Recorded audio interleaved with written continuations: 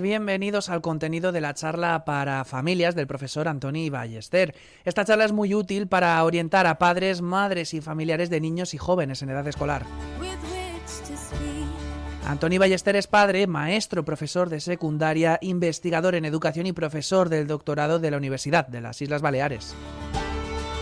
En este episodio de la importancia de educar en Radio Calvía, en la emisora municipal, nos ofrece el contenido ampliado de las ideas y sugerencias de la reunión y el encuentro con los padres y madres que se realizó en el Instituto Ben Gabirol de Málaga. Nos lo va a contar el propio Antoni. Buenos días, Antoni, ¿cómo estás? Hola, buenos días.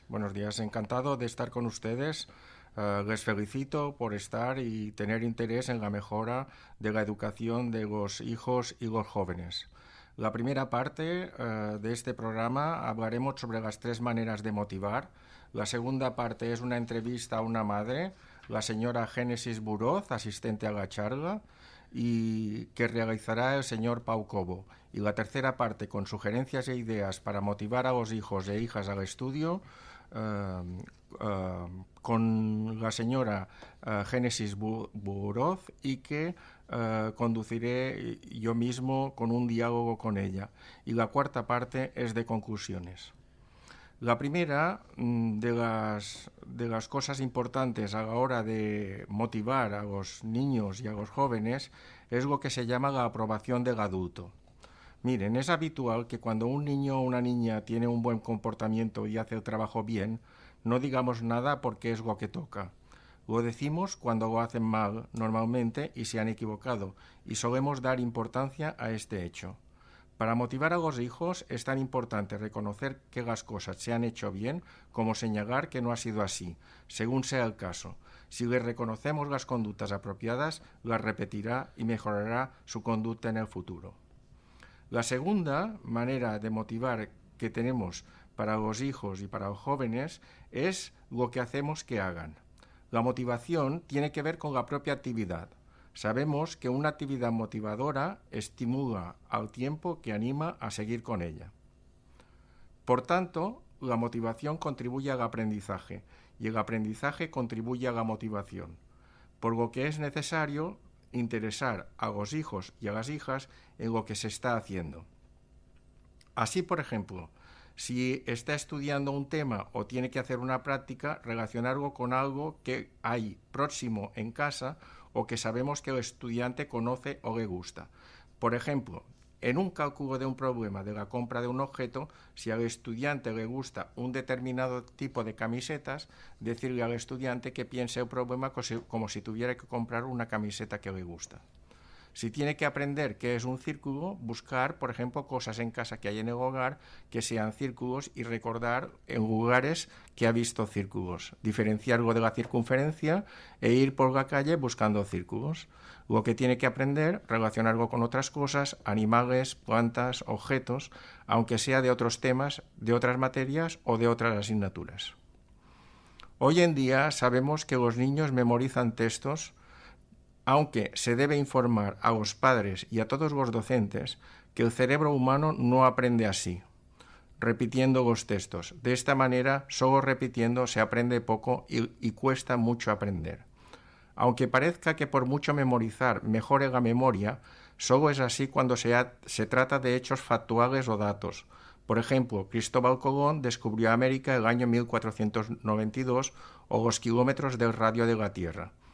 Si esto lo repetimos una y otra vez, de manera oral, por ejemplo, o escribiendo, seguro que nos acordaremos más a largo plazo. Cuando se trata de un tema como los continentes o los océanos, o las causas y las consecuencias del descubrimiento, es decir, todo lo demás, para que lo aprendan y se acuerden, ha de ser relacionando los conceptos unos con otros.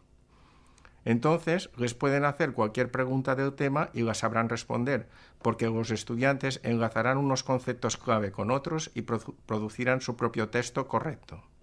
Muchas veces pasa que si han memorizado un texto y luego lo tienen que volver a repetir, les falta una palabra y no saben continuar. Si lo han aprendido relacionando, sin duda, luego lo sabrán escribir de la manera correcta, aunque sea a su propia manera.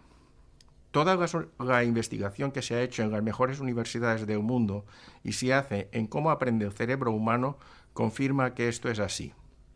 Es normal que hasta ahora padres, profesores, hayamos hecho repetir y memorizar textos porque era la información que teníamos entonces, por lo que podemos decir que lo hacíamos bien. Ahora que tenemos esta nueva información, ya no lo hacemos, o debemos saber que ya no lo tenemos que hacer. La tercera manera de motivar a los estudiantes y a los hijos es el material.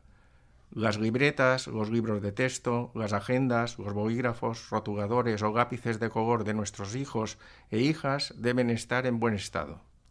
El material que vayan a usar crea también motivación. Ayudarles a revisar que el material está en buen estado hace que vean que para nosotros sus estudios son lo primero. Es muy importante, por ejemplo, ir a buscar los libros de texto enseguida que estén a disposición de los padres y madres. No podemos dejar, por tanto, pasar los días y tenemos que ir enseguida, así demostramos interés por sus estudios y por su educación. Una vez mi hijo me dijo, necesito estos rotuladores para dibujo, y le dije, ahora te los voy a buscar. ¿Qué nota creen que sacó mi hijo en dibujo? Pues buena nota. No es decir, estudia, estudia, estudia, que es evidente que hay que recordarlo, sino que también con nuestras actitudes, nuestros comportamientos y nuestros hechos sean coherentes para que vean la importancia que damos al estudio. No podemos decir una cosa y luego hacer otra, porque la falta de coherencia nos quita autoridad y en el caso de los estudios, interés por la escuela, por hacer los trabajos bien y por tener buenos resultados. Y además ahora vamos a darle paso a Génesis. Génesis, ¿qué tal? ¿Cómo estás? Hola, buenas tardes, muy bien. Bueno, en la charla para familias del profesor Antoni Ballester en el Instituto Bengavirol de Málaga, los padres y madres hicieron preguntas, también se formó un productivo debate y también se pudo ver que se creó un clima muy bueno de colaboración entre padres, madres, con ese diálogo también de preguntas y respuestas que también estaba en ese tono educativo. ¿Qué le pareció la charla para familias sobre cómo motivar que tuvieron con el profesor Ballester? Súper asertiva y necesaria. Creo que es algo que debería expandirse. Me gustaría que estuviera como en más institutos y sobre todo en mi país, que pues yo soy venezolana y nos hace falta ese acompañamiento también a los padres y educadores, ¿no? Para acompañar a nuestros hijos en este proceso. ¿Vio a los padres y madres interesados? Bastante. Creo que el hecho de estar ahí ya es una demostración de interés, porque sacas ese huequito para escuchar, el huequito en tu tiempo, ¿no? Para escuchar, para asesorar, para guiar a tus hijos.